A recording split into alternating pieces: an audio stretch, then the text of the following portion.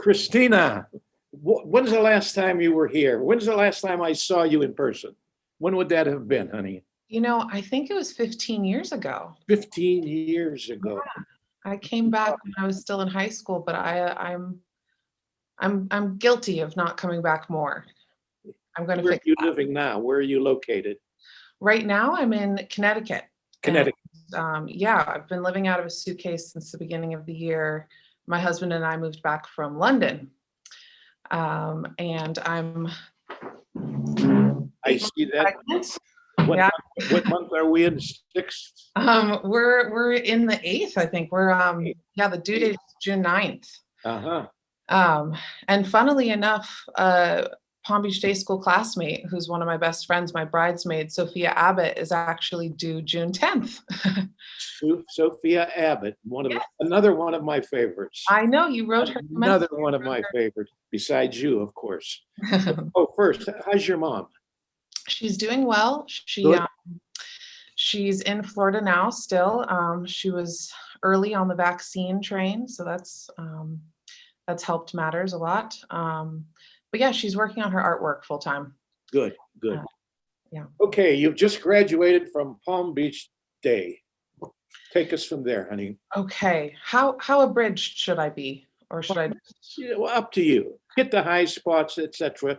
This is going to be viewed by your former classmates, parents, alumni, new parents, and everyone. Okay. Okay. Well, I was part of the biggest graduating class, I think, that the day school had. 9th grade. We had about 30 kids. And I went on to Deerfield Academy from there, actually with Sophia Abbott and Sasha Feldman, two of my best friends from the day school. I went on to Georgetown University and majored in English. And at both schools, I tried to find English teachers as legendary as you, and it's not possible. They don't exist. I took a publishing course at Columbia when I graduated from Georgetown. And that's where I found my first job, working as an editorial assistant at Time Inc.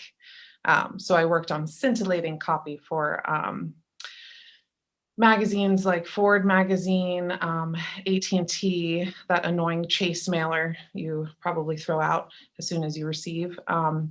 So it wasn't the most creatively stimulating job, which is why I had a lot of free time to come up with other ideas.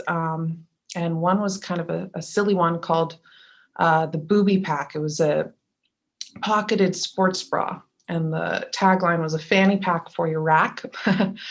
And, I'd go down on my lunch break to the garment district, and I made a sample, and then I flew down on a weekend to Miami and went to a sourcing fair and found a production company in China, and I had a Kickstarter campaign. This was all while I was working full-time at Time Inc. and extremely bored at work. And the Kickstarter doubled its fundraising goal in a month. We raised about $30,000, which was as much as I was getting paid in a year at Time Inc.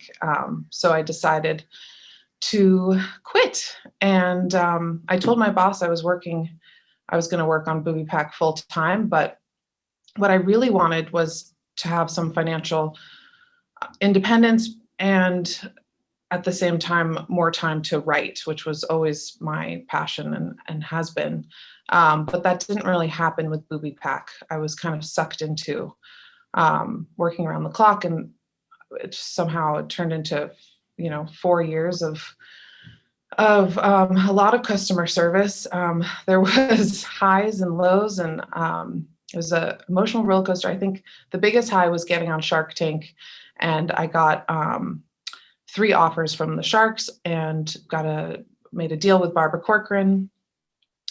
But then a year after the episode aired, I was spending most of my time doing customer service, and sales had dipped quite a bit. And I was kind of in this place where either I needed to raise money and actually turn this kind of silly product into an actual business, or I needed to close up shop, take the money we'd made, and go back to my passion, which I've always cried is writing. And as you always said, rewrite. And so That's what I did. I guess I forgot to mention my husband, which is funny because he's probably the biggest plot line in my life, but now he's become a footnote. But yeah, we dated for 7 years. I met him my freshman year at Georgetown. He went to Dartmouth, and we did long distance in the beginning. But going back to the closing down of Booby Pack, wanting to refocus on writing, my husband then, Martin, got transferred to London for work. So I moved with him. And I found a low residency MFA program that NYU offers, and I'm still in. It has an amazing roster of teachers. My current advisor is Zadie Smith, who's a genius and the harshest critic I've ever had, which is very much needed. But while in London for the past 3.5 years, I wrote a children's book. It was based on a story my mom used to tell me before bed, and it's meant to inspire empathy and kindness in kids, but the really special part of it is that all of the pictures are hand-stitched by this Instagram stitch artist, Arem Yaziki, and it's really beautiful. But yeah, I guess taking you to present day, earlier this year, my husband was offered an opportunity in Connecticut, so we moved again, and now I'm almost ready to pop. And we are renovating an old farmhouse and trying to turn it into a mini farm. There's plans for chickens and maybe alpacas, and bees are getting installed May 9th. So it's all go in Connecticut. Now, what's your husband do, honey? He works in finance. Finance. Yeah. Okay. All right. Does he have a hedge fund? He worked at a hedge fund for 6 years. Oh, It was soul sucking, and so now he's doing something a bit more entrepreneurial, and it's great to see the change. I'm actually in his office right now because it has the best Wi-Fi, so he's sitting across from me over there. I might. There he is. There he is. Oh, I see. Wow. Wow. Okay, so now let's get into your writing. So you wrote that children's book. Yes. How many have you written of the children's book? Well, I've written 3, but I've just published the one. I ended up self-publishing it. I'm a strong believer of the side hustle. So I currently have 3 LLCs. One of them is Teton Mountain Publishing. And that's how I published the book, through Ingram Spark. If you know of any aspiring children's book writers, I can help them get started. And then I have an interior design LLC, which is helping me get some discounts. And I also just started Amber Hill Farms, which is this house that we're about to move into. Plan to sell some honey. Now, what do you have as far as what's on the drawing board as far as a novel goes? What's your great novel going to be? Tell me about it. Well, it is currently a middle grade novel that I've been working on the past couple of years, and Zadie has really helped me take it to a place that I'm not completely ashamed of now. The main character is named Alexandra. She's 11 years old. She lives in the British countryside, English countryside, with her grandparents in a grand estate, and she's a lonely, bratty, spoiled little girl in the beginning. And then she discovers a world of miniature creatures called wee folk, and they bring her out of her funk. And what stage is it now? It's finished? No, so well, I had a rough draft finished, and Zadie recently tore it apart, and I started it anew in February. This is the 4th time I've started it over, but I think this is the version that's going to stick. You know, as you always said, rewrite. It's a little frustrating that it's taken me so long, but at the same time, I feel that it's getting better, and I think I think I'm at a unique position where, I am a new writer. I don't have publishers breathing down my neck with deadlines. And so I just want to make it the best book possible. Good, good. Yeah. I got one published. A former Yeah. student who had a publishing company did it, by the way. Oh, amazing. It was I wrote it with my daughter Yes. about called No Tears to Wimbledon, Yes. about a young girl and her tennis journey through Wimbledon and everything. But it was a lot of fun doing it with my daughter. And I have a couple more in different stages that I may finish one before I croak. I may not. Who knows? When you're 88 years old, you don't plan. But it's fun to keep in it. It's keeping it. But I find this is true, honey. In the 55 years I've been teaching here in the Centennial public school, I've come across so many kids who have a flair for writing, and they want my advice. And I always give them the same advice. Do you want to write? You have to write. You have to write. That's it. All in that one thing. Right. And you have to stick with it. And you can't make excuses like, well, I need a different atmosphere. If I go, none of that works. None of that works. You have to write. And every day, if you can, something every day, and stick with it. That's about the only advice I give. And then whatever you do, it will come out. I remember some used to say, well, how about what style should I have? I said, I don't know what style you're going to have. Your style will come out of your personality, out of your background, out of your reinforcement schedule, out of your Skinnerian, all that stuff will come out. And you think it's you, and it's not even you. It's goes back to, and then we get into some discussions on determinism. You know what determinism is, honey? Sure. Huh? I'm at the stage, can you believe this? I'm 88 years old, and I've been pondering this thing of determinism, I have to say, for the last 35, 40 years. And I haven't made my mind up yet. I don't know if I believe in determinism or not. Sometimes I accept it. Yes, there is no such thing as free will. I can see that. The biologist Darwin is right.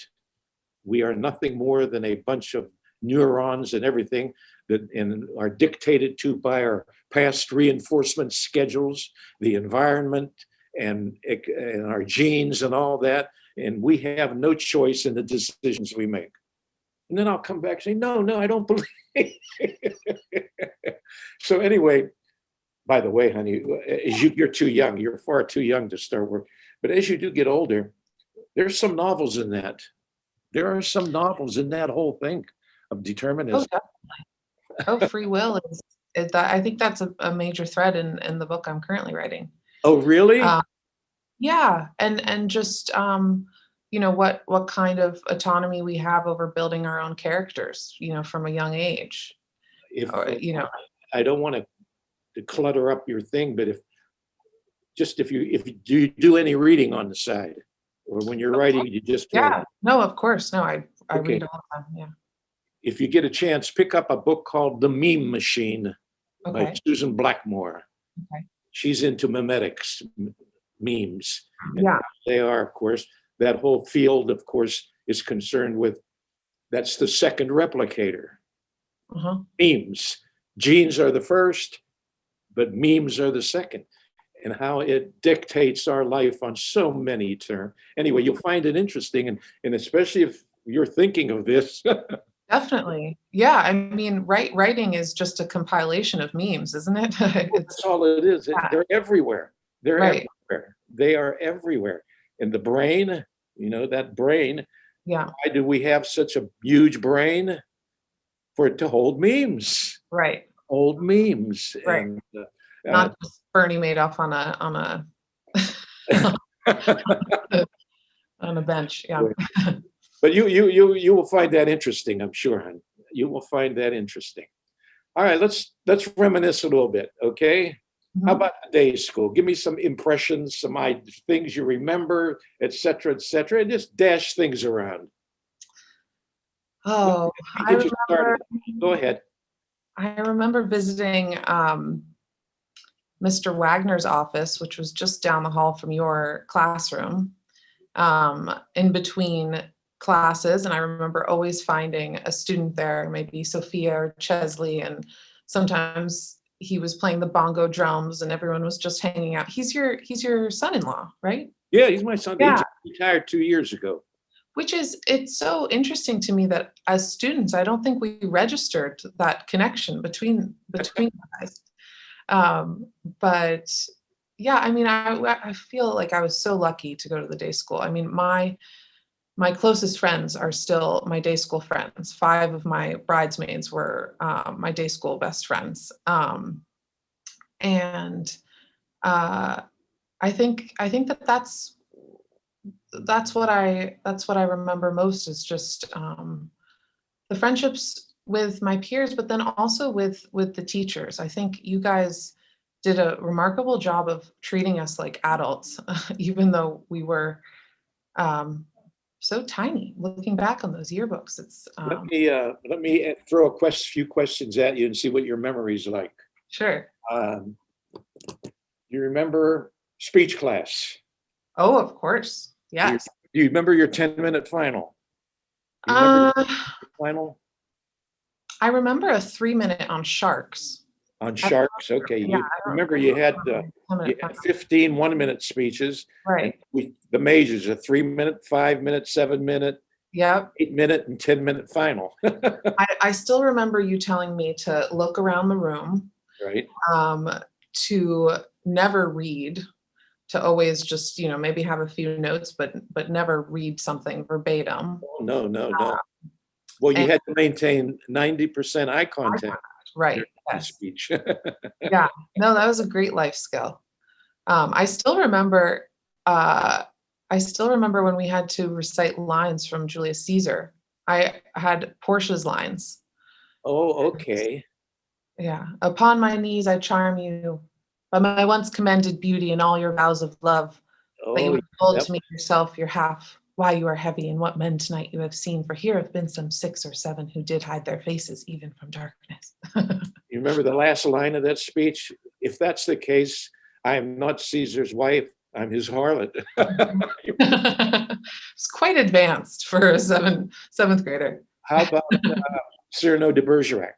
Oh Remember yes, that's Cyrano? one of my favorite books, and Count of Monte Cristo. Count? Um, of course, yeah, Then in 8th grade, you had to do the 10,000 word educational autobiography. You right. remember Yes, you had to take from preschool all the way up through 8th grade. right. And And I have to say, now it's coming back to me. I do think in high school I had a few nightmares that started with take out a blank sheet of paper. pop quizzes, huh? Yes, pop quizzes. And I have distinct memories of you actually tearing up vocab quizzes and eating them, Yeah, consuming. I did a few. Although I didn't swallow them, I always regurgitated.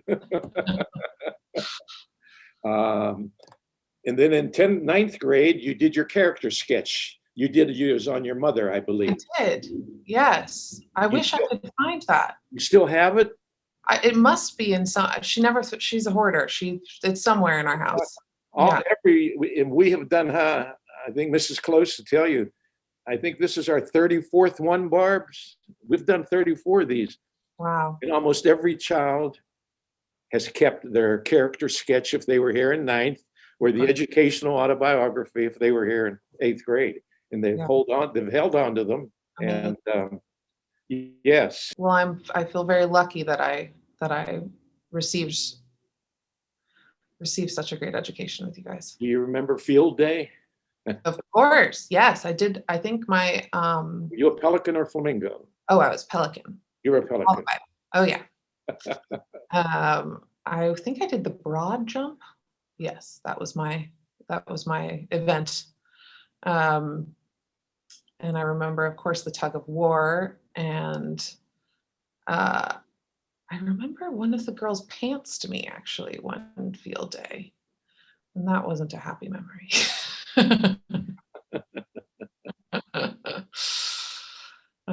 But yeah. So anyway, so tell me now, I'm going to ask you a personal question, and you don't have to answer it. You don't have to answer it.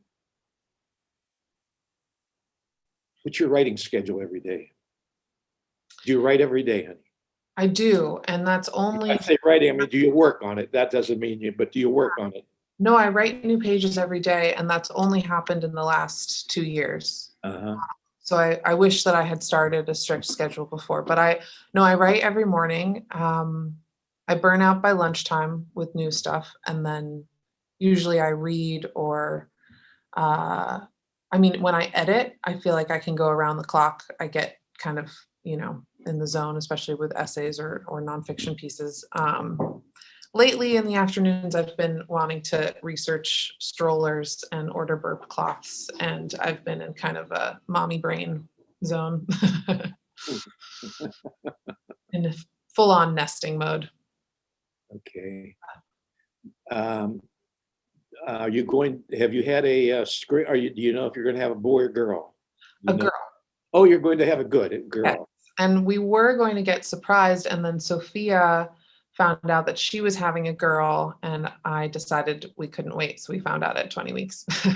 Have you had a name selected yet? Yes, yep, I have a name, and my husband gets annoyed whenever I share it. He thinks it's jinxing something. He has some kind of voodoo superstition about it. But it's good.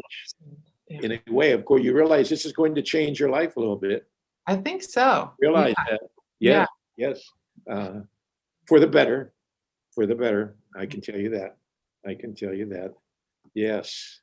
Especially little girls. There's something. Ours was a girl first. Ours was a girl. Did your little girl, did she have the quintessential tough stage at 14, 15, 16, or was she an angel throughout? She was never an angel. Never, ever, ever.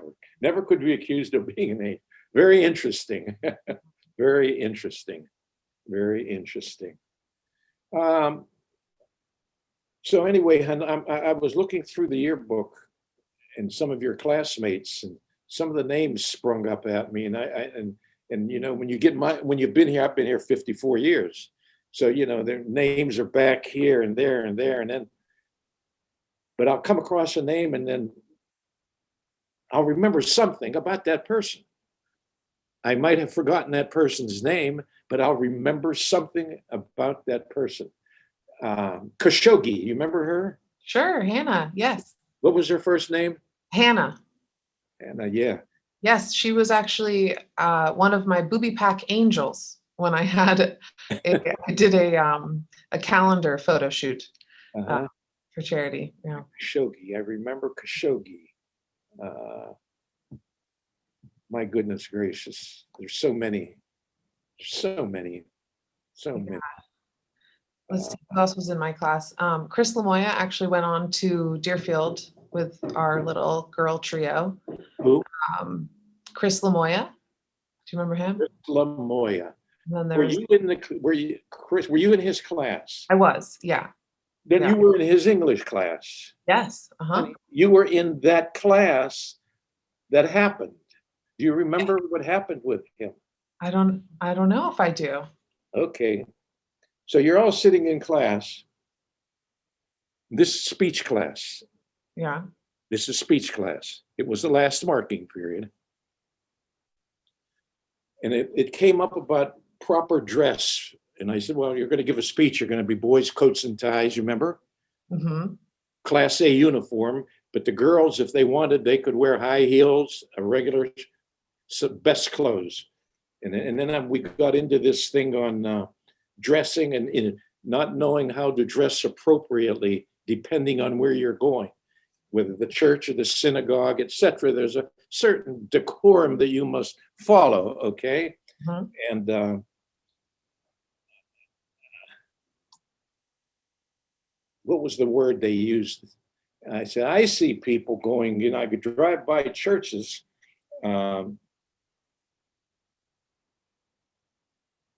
What's the word, Barb? Yes, I see people going in thongs. Thongs. I go into this long thing on how terrible. And everyone's just sitting. And then finally, Chris Lamoya, he put his hand up, and I'll never forget. And he burned into my brain. He said, "Mr. Greco, how could you tell?" Now, to me, of course, thongs in my day, flip-flops. Right. All thongs. Chris Lamoya, forever that's burned into my mind. I'll never forget that. My God. No one stunned when I said that. I hope he sees this. Oh boy. So Christina, honey, it's so good to see you, and you're doing so well. And now remember, you made a promise. The next time you're in town, you're going to give me a call in advance that we can go to lunch or dinner, something, okay? Oh yeah, and you'll have an extra mouth. So, because I very seldom leave the island. I very seldom leave the island. That's good. You should hold court. Okay. Well, listen, hon, thanks so much for doing this. Of course. Okay, dear? Okay, great. Thank you so much. And it's been so great. See, I love you so much. I love you too.